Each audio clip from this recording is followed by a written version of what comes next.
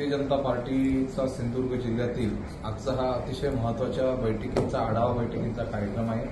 त्याचबरोबर सन्माननीय सर्वांचे लाडके महाराष्ट्र राज्याचे देवाभाऊ मुख्यमंत्री साहेब यांच्या आशीर्वादाने आज आमच्या या कोकणचे सुपुत्र सन्माननीय प्रदेश अध्यक्ष रवींद्रजी चव्हाण साहेब यांचं पहिल्यांदाच सिंधुदुर्गात आणि कोकणामध्ये आगमन होत आहे। त्यांचं जंगी स्वागत।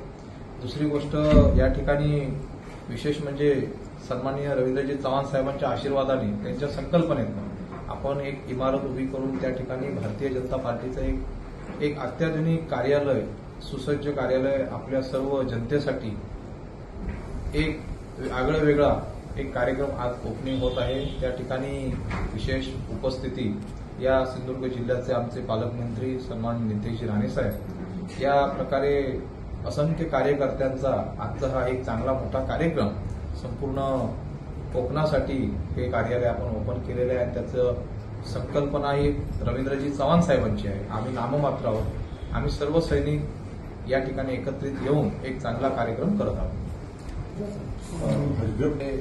प्रवेश कोण करतायत या प्रश्नाचं उत्तर असं आहे की सिंधुदुर्ग जिल्ह्याचे जिल्हाध्यक्ष या प्रश्नाचं उत्तर देतील, कारण हा अंतिम टप्प्यातील शेवटचा प्रश्न आहे। कारण कोणाचा प्रवेश आहे मला सुद्धा माहिती नाही। प्रवेश हा वरिष्ठांच्या मान्यतेने, जिल्हाध्यक्षांच्या मान्यतेने त्यावेळी घेतला जाईल। विशाल भाई नाही, कोणावर बोलत नाही। आम्हाला कोणावर बोलण्याची अपेक्षा नाही आणि गरजही नाही।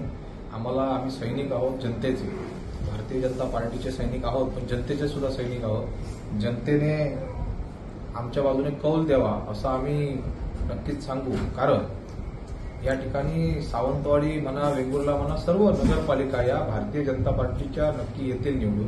याचं कारण असं आहे की आमच्याकडे व्हिजन आहे आणि व्हिजन फक्त कागदावर नसून मी स्वतः या रणांगणामध्ये उतरलेलो आहे।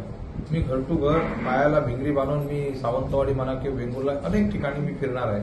कारण मला एकच माहिती आहे की या ठिकाणी रोजगार आणि हॉस्पिटलचा प्रश्न अतिशय गंभीर आहे आणि महत्वाचा आहे।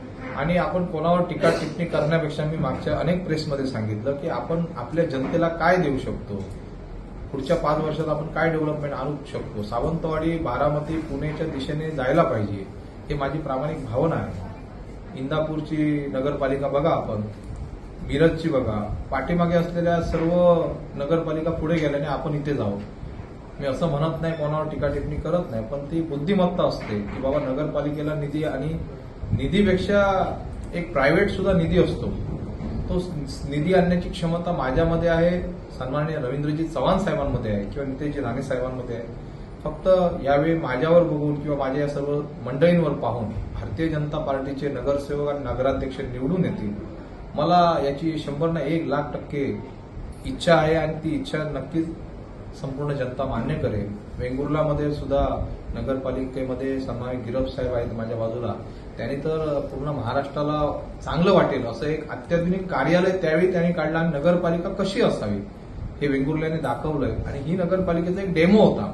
आता ह्याच्या पुढे याच्यामध्ये मी त्यांच्या साथीला आहे, चव्हाण साहेब आहेत, राणे साहेब आहेत, ही सर्व मंडळी एकत्र आल्यानंतर वेंगुर्ला आणि सावंतवाडी अत्याधुनिक कशी होईल याचं नियोजनाचा आराखडा आम्ही काढलेला आहे आणि तो नक्कीच सत्कारामध्ये होणार आहे। येणाऱ्या काळामध्ये भारतीय जनता पार्टी ही जगामध्ये, देशामध्ये, राज्यामध्ये आणि तळ कोकणामध्ये एक नंबर राहणार आहे।